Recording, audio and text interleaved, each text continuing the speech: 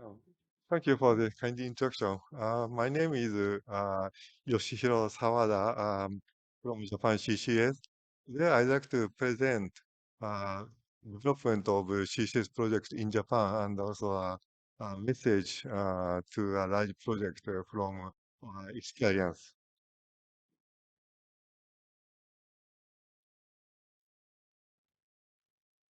This slide shows the development of CCS project in Japan. Two small-scale CO2 EOR demonstration projects were conducted in the 1990s.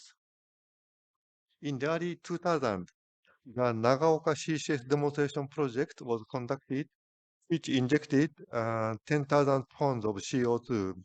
In the 2010s, the Tomakomai CCS demonstration project was conducted by Japan CCS. After 300,000 tons of injection, monitoring is being continued. Seismic surveys of potential storage sites have been conducted by Japan CCS for 10 years. In addition, a CO2 ship transportation demonstration project is currently being conducted by Japan CCS. The Japanese government's target is to start a commercial CCS project by 2030. The Japanese government released the long-term roadmap for CCS in 2023. The target of the roadmap is to develop the business environment for the start of commercial CCS project by 2030, deploy CCS project in earnest after 2030, with a rough estimation of enabling CO2 storage of 120 to 240 million tons per year by 2050. In fiscal year 2023, the government supported the feasibility study of seven large projects so that the commercial project could start by 2030. And starting from fiscal year 2024, the government will support fieldwork on several large projects. Um, Last Friday, just for information, Japan's diet passed the bill of CCS Business Act. This is a very good news to us. This slide shows the development of CCS project in Japan from a scale viewpoint. Projects are being scaled up from small to medium to large scale in sequence. The studies for large scale commercial projects are currently underway with government support, with the goal of starting operations by 2030. By scaling up step by step as we gain experience, I believe we can reduce the risk of CCS project and lower costs, and it will further foster the public acceptance. Before the discussion, I would like to give a brief overview of the Tomakomai project. The CO2 source is a hydrogen production unit of an adjacent oil refinery. After capture and compression, the CO2 was injected into two offshore subsea bed reservoirs. We have injected 300,000 tons. Injection has been suspended, but monitoring work is being continued and the facilities are being maintained for potential use in the future. I'd like to discuss the points in depth that we have experienced in the Tomakomai project that may be helpful for a larger commercial project. Points are government support, public acceptance, injection, monitoring, emergency response, expansion of scale, and international cooperation. First, I'd like to talk about the importance of government support. In the absence of incentives in Japan to perform CCS, the government provided 100% funding, which allowed many private companies to participate in the project. JCCS, Japan CCS, has held a forum for the Tomakomai citizens every year, and each time a government official gave a presentation and engaged in direct communication with the citizens, which I believe has given the citizens a sense of reassurance. The fact that Tomakomai Mayor The trust of the citizens has consistently supported the Tomokomai project, has also given the citizens a sense of assurance.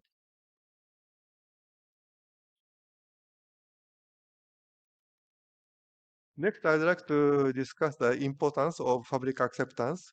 Before starting the project, we conducted a survey of the local citizens who asked for detailed information disclosure, expressed concerns about safety and the need for involving the young generation. This was reflected in public outreach activities, which include panel exhibitions, forums for citizens, and site tours.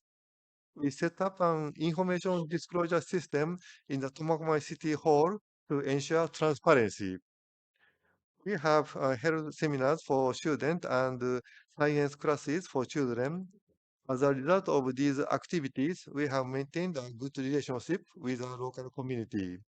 In our experience, we have found that disclosure of information is very important in obtaining public acceptance.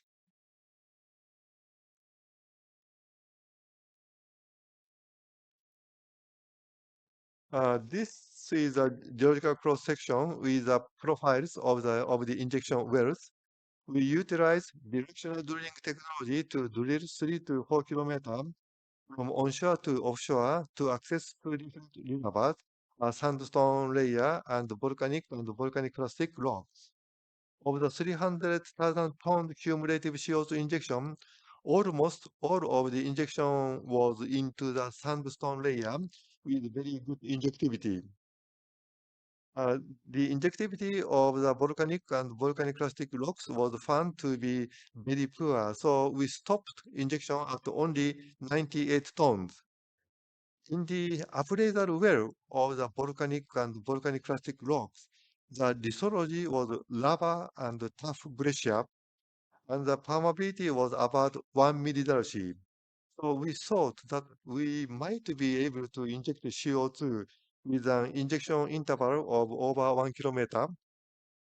However, in the injection well located only 1.5 kilometer from the appraisal well, the lithology was tough, and the permeability was about 1,000th of that in the appraisal well, only 0.001 millidarcy, and the injectivity was very poor. We learned that the volcanic and the volcanic plastic rock are subject to great heterogeneity, and their injectivity varies greatly from place to place. This slide shows the injection result. The upper graph shows the injection record of the sandstone formation. The black curve is the cumulative injection volume and reached 300,000 tons. The blue curve is the bottom hole pressure. It rises from an initial pressure of 9.3 megapascal to a maximum 10 megapascal during injection. There was only a slight increase from the initial pressure, indicating that the injectivity was very good. The lower graph is the injection record for the volcanic and volcanic plastic rocks. The injectivity of this formation was very poor. We tried to inject on 2 occasions, but had to stop as the bottom hole pressure approached the upper limit. So we stopped injection at only 98 tons. The upper pressure limit was set to 90% of the leak-off pressure of the cap rock. By monitoring the bottom hole pressure and temperature, safe injection control was achieved.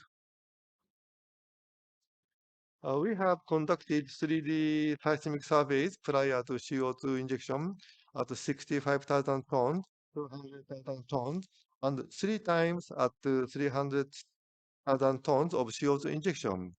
The bright spots correspond to the extent of the injected CO2 and confirm that the CO2 is being stably stored in a limited area around the injection well, and thus the CO2 plume is evolving with the progress of injection. CO2 saturation distributions calculated by reservoir simulation show a similar trend. The 3D seismic surveys confirm that CO2 is being stored safely and securely. We have been conducting marine environment surveys before, during, and after the CO2 injection. We are required to determine a threshold based on partial pressure of CO2, CO2, and dissolved oxygen, DO, by the seawater chemical measurement. Our experience has shown that this method is prone to lead to false positives due to large natural fluctuation of PCO2 and DO, and is believed to be not suitable for detecting seepage in our case. This slide shows the result of microseismicity monitoring. Events were recorded prior to startup, after startup, and after injection was completed. All events occurred at depths much deeper than the injection area, and the microseismicity during and after injection occurred at the same depths and locations as that recorded before the startup of injection. Therefore, it can be concluded that they are all naturally occurring events and unrelated to the CO2 injection. Having baseline data prior to injection was important. No seismicity attributable to CO2 injection has been detected in the vicinity of the injection area. I believe seismic monitoring is essential in earthquake-prone countries to show that the CCS is not inducing earthquake. Okay. The special concern for CCS in Japan is earthquakes. The safety and security of CO2 storage at the Tomakomai site was seriously tested by the occurrence of magnitude 6.6 earthquake in September 2018. The earthquake was 30 kilometers from the injection area at a depth of 37 kilometers and caused massive destruction in a nearby village. Many people died. Our monitoring data indicated that no leakage of CO2 had occurred. Actually, many earthquakes have occurred historically in the region to the east of the injection point, and it is believed that this earthquake was within the scope of seismic activities expected in this region.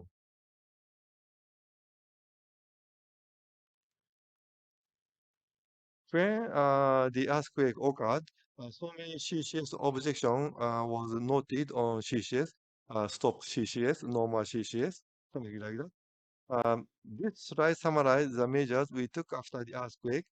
We posted our monitoring data on our website just 6 days after the earthquake, explaining that there was no indication of CO2 leakage and no connection between the injection area and the hypocenter. We held an expert review meeting 1 month after the earthquake, which reached the unanimous conclusion was that no leakage of CO2 had been caused by the earthquake and that there was no relation between the CO2 injection and the earthquake. A detailed report was posted on our website. In a response, we have made an effort to respond as quickly as possible and to include technical data with explanation. In order to include technical data, we must have monitoring facilities. We believe this is important, as otherwise there is a risk of reputational damage due to the false claims associating the CO2 injection with earthquake. Based on the Tomakomai project's actual cost, CCS unit costs for commercial-based project were considered. As shown in the graph, the unit cost for the 1 million tons per year capture case was almost half that of the 200,000 tons per year capture case. We learned that in order to reduce the unit cost of CCS, the project scale must be large.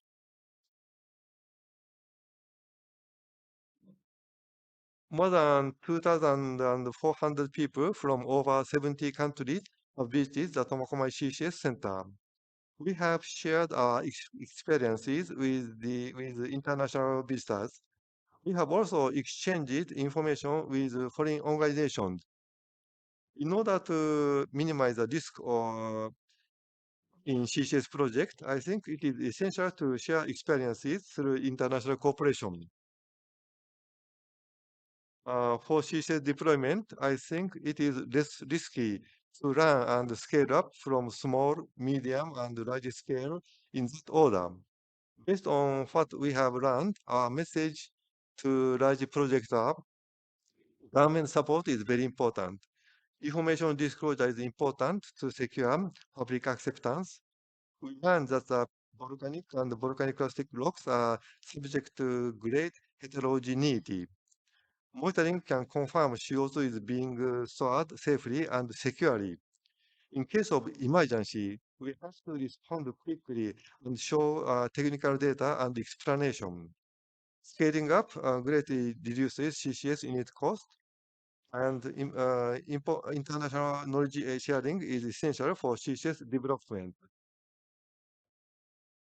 This concludes my presentation. Thank you for your attention.